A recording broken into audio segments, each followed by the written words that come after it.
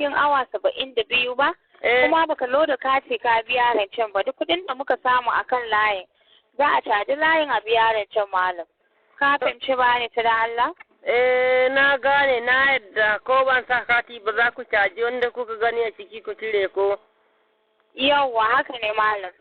To yanzu ki diba yanzu to ya za a yi zan ƙaro rancen naira 100 in kuka ana ni kuma daga nan zan canza layin kawai mu samu dumukin da ku. To malam, don ka samu damar dokar rancen naira 200, da Allah ka ɗan ne tauraro 500, tauraro 200 alamun naira. Ni ban yi ilimi ba, ni ɗan agoyi ne cikin dayi nake ban san ma tauraro ba.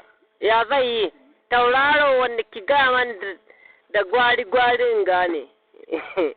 Malam, ka ba ma wani wayan ka ya taimake ka ɗaukar rancen da Allah.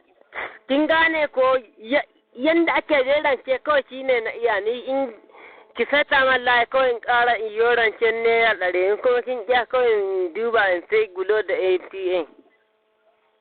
Za ka iya yin rancen ka malam, kana bukatar yin rancen ka yi rance da Allah. Daga wace jihar ne kana kiran mu?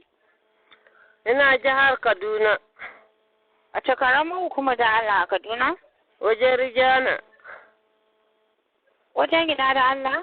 Wajen Rijana baki jina ne? Yalle ne wayo.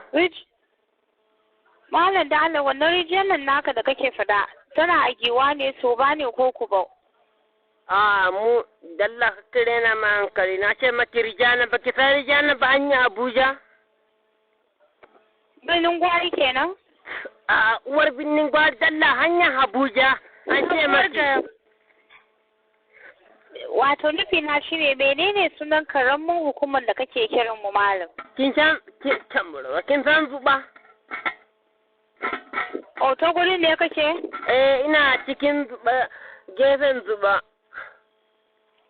To na gode domin sanin bayanin samfurinmu da sabis da Allah na tauraro 1 2 1 alamun naira a wayarka. Ban sawa da Allah ka kure na ma hankali ni na ku tsare ni hankali ne.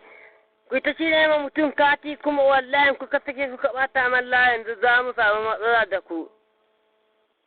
Mun gode da zaɓen